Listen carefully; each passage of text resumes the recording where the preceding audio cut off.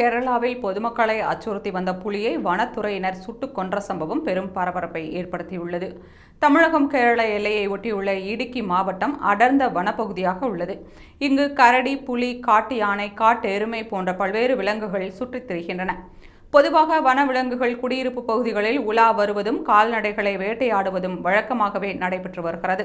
இந்த நிலையில் தமிழர்கள் அதிகம் வசிக்கும் வண்டி பெரியார் அருகே கிராம்பி என்ற பகுதியில் கடந்த ஒரு வாரமாக புலி ஒன்றின் அட்டகாசம் அதிகரித்தது. அந்த புலி வீட்டு தோட்டங்களில் புகுந்து கால்நடைகளை கொண்டு தீர்த்ததால் பொதுமக்கள் அச்சமடைந்தனர். இதனால் அவர்கள் வனத்துறையில் புகார் தெரிவித்தனர்.